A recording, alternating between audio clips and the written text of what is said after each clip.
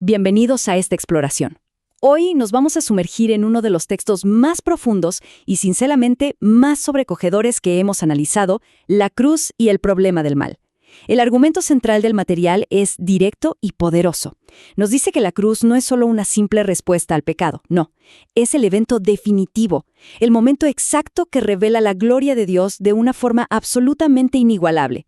Es un viaje que nos va a llevar desde la oscuridad más fría y densa hasta la revelación más luminosa y gloriosa.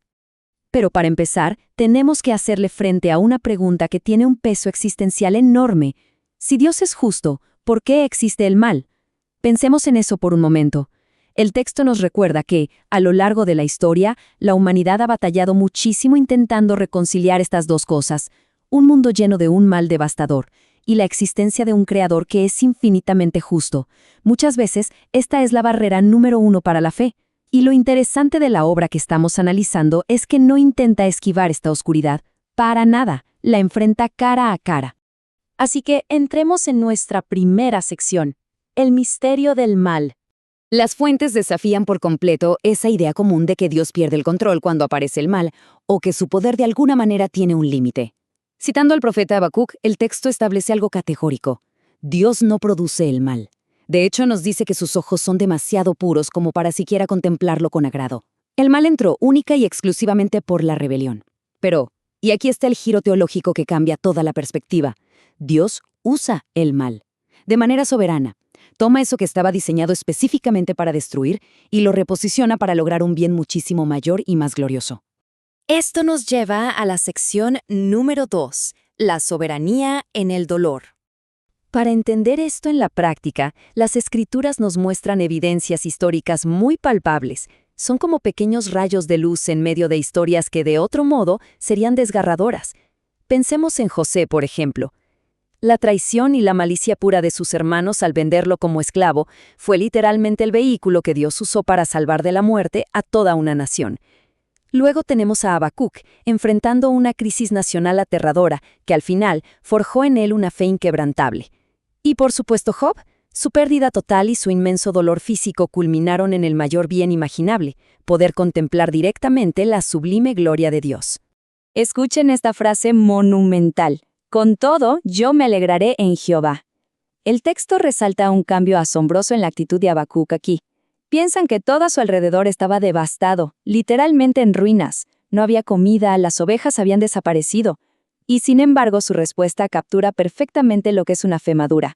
Esa fe que aprende a quedarse en silencio, descansando con gozo bajo la inmensa soberanía de Dios, incluso en el momento de mayor angustia. Y con esto llegamos a la tercera sección, la hora de las tinieblas.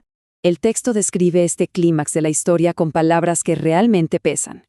La hora de los pecadores, la hora de Satanás. Tanto visual como espiritualmente, esto es la oscuridad total. Es el punto más frío y denso que ha existido. Las fuentes nos explican que no se trató únicamente de un dolor físico agudo. Fue ese momento crítico donde toda la malicia del mundo, toda la traición humana y todo el poder satánico convergieron directamente sobre el Hijo de Dios. Fue la máxima expresión del mal, intentando aniquilar a la máxima expresión del bien. Pero la historia da un vuelco en la sección 4, victoria sobre el mal. Justo ahí, en medio de esa oscuridad impenetrable, el texto nos presenta una contradicción teológica verdaderamente asombrosa. Ha llegado la hora para que el Hijo del Hombre sea glorificado. Jesucristo nunca llamó a la cruz el momento de su destrucción. Lo impactante aquí es que la hora del sufrimiento más atroz fue, al mismo tiempo, declarada como la hora de su glorificación suprema, como esa semilla que cae a la tierra oscura y muere, precisamente para poder reventar en un fruto abundante y victorioso. Entonces, ¿cómo funciona exactamente este triunfo monumental? El material lo estructura en 3 pasos clave, casi como si fuera un tribunal cósmico. Paso 1. El juicio del mundo. La cruz dejó completamente al descubierto la rebelión del corazón humano, esa tendencia a preferir las tinieblas. Paso 2. El juicio sobre Satanás, donde se le quitó toda su autoridad. Y el paso 3, que es el que nos trae más esperanza, la salvación de los perdidos. Esta obra inmensa en la cruz resolvió el problema del mal operando en estas 3 gigantescas esferas al mismo tiempo. Quiero que nos detengamos un segundo en ese paso 2, triunfando sobre ellos en la cruz. El texto describe esto como una escena casi militar totalmente épica. Se rompen las cadenas espirituales. El acusador pierde de golpe toda base legal que tenía para exigir la muerte de los pecadores. Las fuerzas oscuras son despojadas, exhibidas en público y completamente avergonzadas. Lo que el diablo pensó que sería su mejor instrumento de tortura y burla, terminó siendo el arma resplandeciente que selló su derrota absoluta e irreversible. Y así llegamos al núcleo, al corazón redentor de todo este análisis. Mas el herido fue por nuestras rebeliones. El material es súper claro en esto. La victoria más grande no fue solamente derrotar esas fuerzas oscuras externas. La verdadera victoria fue solucionar el problema fundamental interno de nosotros, la profunda rebelión humana. Para poder salvar de verdad, había que enfrentar el inmenso peso de la ofensa contra la santidad divina, y eso requirió pagar un costo infinito. Para comprender la magnitud de lo que pasó, tenemos que hablar de un concepto teológico crucial, la propiciación. Suena complejo, pero básicamente es el acto magistral donde Cristo, de forma voluntaria y tomando nuestro lugar, satisfizo por completo la ira de Dios provocada por las transgresiones humanas. La justicia divina quedó totalmente cubierta. Y no lo hizo condenando a la humanidad a estar separada para siempre, sino que el mismísimo Creador absorbió todo ese peso aplastante para pagar el costo de esa justicia perfecta.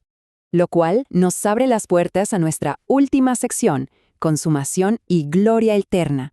De esta obra majestuosa se desata una cascada de bendiciones eternas. Hablamos de un perdón absoluto, no algo temporal como en los tiempos antiguos. Hablamos de libertad genuina, sin una gota de culpa. Una nueva vida espiritual que realmente vibra. Adopción divina. Pasamos de estar en el banquillo de los acusados a ser hijos, con una herencia garantizada para siempre. Comunión directa con Dios, sin ningún velo de por medio. Y esa promesa asombrosa de llegar a ser semejantes a Cristo. Es un cuadro simplemente impresionante de una humanidad rescatada y llevada en triunfo hacia el esplendor eterno. Entonces, si alguien alguna vez les pregunta cómo se resolvió el problema del mal, nuestro material de estudio nos regala esta síntesis impecable. La cruz juzgó al mundo, derrotó a Satanás y reconcilió a los pecadores con Dios. Es la respuesta perfecta, soberana y victoriosa a la tragedia más grande del universo. Dios tomó el acto más perverso de toda la historia humana y lo usó para exhibir para siempre el esplendor incomparable de su gracia y de su justicia. Y cerramos esta exploración con esta frase de asombro y adoración profunda. Al Cordero, gloria. El mal ha sido vencido desde la raíz.